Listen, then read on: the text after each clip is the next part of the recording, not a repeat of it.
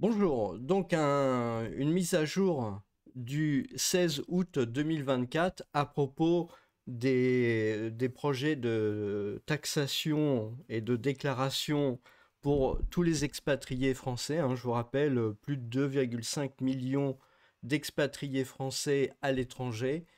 Alors, on regarde aujourd'hui les titres des journaux. Déjà, on s'aperçoit que on discute beaucoup du Premier ministre, mais absolument pas des résultats catastrophiques de l'économie française.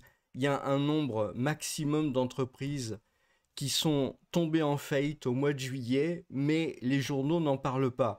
Il faut bien comprendre quelque chose. Ces gens-là vivent dans un monde qui n'est pas le monde réel, le monde des entreprises, le monde des salariés. C'est ça en fait le nœud central du problème. En fait, il y a un petit microcosme qui vit dans son coin, mais tout ce qui se passe autour, finalement, ça les intéresse pas. Tant que eux, ils peuvent avoir leur argent, je veux dire, c'est normal. Chacun sur Terre veut avoir un salaire, veut avoir de l'argent pour pouvoir manger, s'habiller, avoir un toit. Eh ben, eux, tant qu'ils ont ça, pourquoi voudriez-vous qu'ils s'embêtent avec le reste? Je veux dire, ils sont payés à la fin du mois. Et le nombre de faillites en ce moment est catastrophique. Donc là, j'ai une page sur le fait que bon, bah, la personne du Nouveau Front Populaire qui avait proposé, hein, je vous rappelle, hein, c'est vraiment ce qu'il faut retenir, hein, les expatriés fiscaux payent leurs impôts au fisc français comme le font les Américains expatriés vis-à-vis du fisc des États-Unis. J'en ai suffisamment parlé sur cette chaîne. C'est tous les Américains expatriés. Il y a 9 millions d'Américains expatriés qui vivent un vrai cauchemar, hein. Ils vivent un cauchemar entre les déclarations, les banques et les instituts financiers qui ne veulent plus d'eux, ni aux États-Unis, ni en Europe, ni dans d'autres pays du monde. Ils vivent un enfer, ils vivent un cauchemar. Je vous ai montré une vidéo d'un exemple, hein, sur la chaîne récemment, donc je vous laisse y aller. Mais c'est pas ça qui intéresse en fait ces gens-là. Ce qui intéresse ces gens-là, c'est de savoir qui va avoir le petit poste. Et ce que je voudrais dire, c'est que je viens de tomber sur une série de tweets assez affligeants en fait, de différents partis. On voit par exemple, alors j'ai caché à chaque fois les noms et les... Enfin, pour pas qu'on reconnaisse le nom. Enfin, je veux dire, évidemment, vous allez reconnaître si vous avez l'habitude d'utiliser Twitter.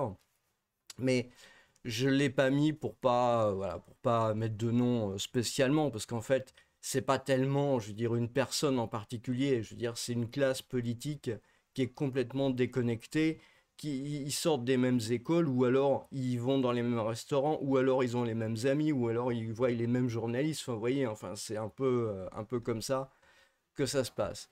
Donc, on voit un tweet de quelqu'un qui est REM, représentant des Français de l'étranger, et comment ça a commencé, comment ça va. Il explique en fait que bon bah finalement il y aura pas encore une fois c'est faux. Donc ça c'est quelqu'un du NFP, hein, qui dit encore une fois c'est faux, l'impôt universel ne fait pas partie du programme du NFP en tant que candidat dans notre circo. Ça doit être quelqu'un de l'étranger. Je m'y suis fermement opposé, comme beaucoup d'élus, pour les Français de l'étranger. Donc voilà. Et puis alors finalement, là, il y a donc le gars qui est de REM, eh ben, il met un extrait de l'article, hein, comme le font le fisc français, comme le font tous les Américains expatriés vis-à-vis des États-Unis. Donc c'est très clair. Enfin, je veux dire, voilà. Il met ça côte à côte. À ce moment-là, il y a marqué propos sortis de leur contexte parlent de lutte fiscale, donc contre l'évasion fiscale, pilier du programme du NFP. Mais non, je veux dire, quand on prend exactement les propos qui ont été rapportés, ceux-là, eh ben non, ce qu'il dit là, les propos sortis de leur contexte, c'est complètement faux. C'est vraiment tous les Français expatriés. C'est vraiment plus de 2,5 millions de Français qui devront faire ça. C'est pas juste. Et cette personne-là, j'imagine que, alors je ne sais pas, oui, c'est probablement un député, mais quand même, je veux dire, à son niveau, quand même, il devrait pouvoir lire et comprendre un peu ce que ça veut dire. Je veux dire, surtout quand on est censé s'intéresser aux Français de l'étranger. Euh, ouais, donc là, en fait, il y a, j'ai deux autres tweets, hein. Euh, deux autres tweets. Alors, les deux autres tweets, en fait, c'est deux tweets de REM aussi, hein. Je vais les appeler les REM parce que maintenant, avec leur. Ils ont essayé de mélanger ça dans différents partis. Donc, pendant la campagne, le NFP parlait de fake, confirme la volonté de la gauche de créer un impôt universel. Le NFP a menti aux électeurs établis hors de France. Alors, ce qui est très drôle, donc lui il dit à peu près pareil. Ce qui est très drôle dans tous ces gens-là, tous ces REM, en fait, c'est de leur remettre ça. Je veux dire, ils se mettent en grand protecteur des expatriés, sauf que c'est complètement faux. C'est complètement faux. Je veux dire, quand le président de la République ose recevoir une personne qui veut donc faire comme les Américains pour les expatriés, quelque part, on se dit que bon, peut-être que finalement, ça, une idée, peut-être, je sais pas, ils l'ont peut-être partagée avant de faire la réunion, parce que généralement, quand on fait des réunions, tous les gens sérieux préparent les réunions. Donc, est-ce qu'ils en ont parlé avant de faire les réunions? Parce que il y a quand même quelque chose qui est bizarre. Ils sont censés défendre les Français de l'étranger, mais on voit maintien de la CSG-CRDS pour les Français de l'étranger. C'était en 2017, hein, c'était en 2017. Donc quand les Macron de la les Macron, quand les Mozart de la finance étaient au pouvoir, 2017, c'est eux, hein, c'est eux qui ont refusé avis défavorable du rapporteur et du gouvernement. Et du gouvernement, vous voyez, c'est marqué là, c'est en toutes lettres. Les amendements déposés ont été rejetés. La ministre de la Santé estime qu'il serait étonnant d'exonérer de cette hausse les Français de l'étranger. Donc si vous voulez, vous avez beaucoup de blabla, vous avez beaucoup de tweets, mais la réalité, le concret, le vote, la réalité exacte, c'est que les Français de l'étranger, ils en ont strictement rien à faire. Pour eux, c'est juste une vache à lait supplémentaire qui leur permet de gagner de l'argent parce qu'il faut de l'argent pour payer leurs frais, un salaire, je veux dire, comme tout à chacun. Mais ça, c'est quand même bien de pouvoir le dire. Euh, voilà. Donc, si vous voulez, il faut quand même pas se foutre de la tête des gens à un moment donné. Je veux dire, que ça soit les uns ou les autres, de toute façon, à partir du moment où ils siègent au Parlement, ce qui paye leurs frais, en fait, ce sont les Français, hein. Et donc, le problème d'ailleurs, c'est que on le voit bien. Quand il s'est passé ça, les députés REM censés défendre les Français de l'étranger, eh ben, finalement, comment ça se fait que les amendements déposés pour annuler cette histoire, comment ça se fait qu'ils ont été rejetés? Comment ça se fait? Bah, c'est simple, c'est parce que ils avaient la majorité absolue à l'époque et la majorité absolue REM a voté contre, contre l'exonération de la hausse de la CSG pour les Français de l'étranger. Il ne faut pas venir raconter après qu'ils viennent les défendre. C'est exact, c'est le contraire et c'est marqué là. Je veux dire, et c'est maintenant inscrit dans la loi. Alors ensuite, on va dire, oui, mais en fait, on a quand même un peu. Non, non, non. C'est la Cour de justice européenne qui a obligé le gouvernement à empêcher que ça se fasse pour certains Français de l'étranger. Pas tous, certains. Et donc, voilà où ça en est, hein. Il ne faut pas venir raconter. Donc, les gens, ils tweetent comme ça, où on défend les Français de l'étranger, mais non, non, non, pas du tout. Je veux dire. Donc, la question qu'on peut se poser, c'est maintenant, puisque c'est les gens de la gauche qui vont être reçus pour pouvoir désigner un Premier ministre ou quelque chose comme ça.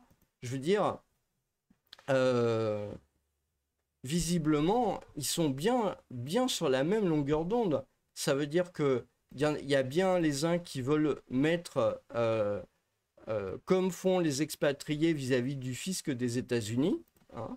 Même si on a vu d'ailleurs dans une vidéo précédente que les États-Unis commençaient à revenir sur cette idée parce qu'ils trouvaient que c'était vraiment pas bénéfique pour leur pays, en fait, hein, tout simplement.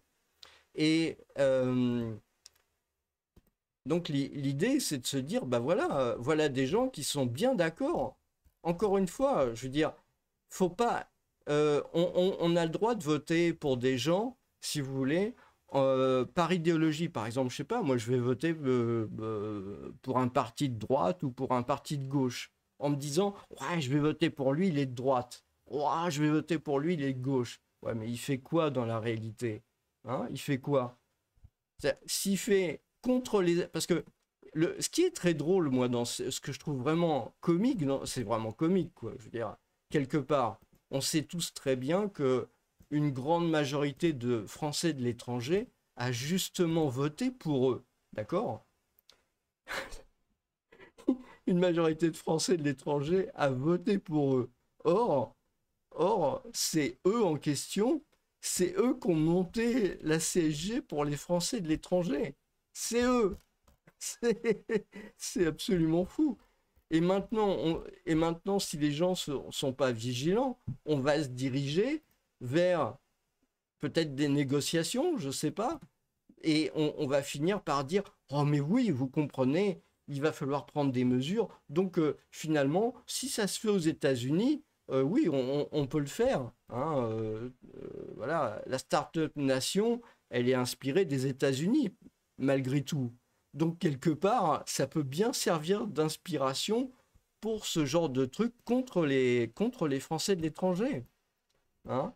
Et vous avez, la réalité, c'est que vous avez personne pour vous défendre. Je veux dire, le truc, c'est que il y en a un qui dit sorti propos de leur contexte, hein. Donc, vous voyez, c'est tout des... Oui, ce sont des remarques sorties de leur contexte. J'avais vu aussi un autre tweet passer disant, c'était quoi comme ça? Il faut que cette personne dise qu'elle renonce ou qu'elle se corrige sur cette mesure. Ouais, mais tout ça, c'est du blabla, c'est du vent.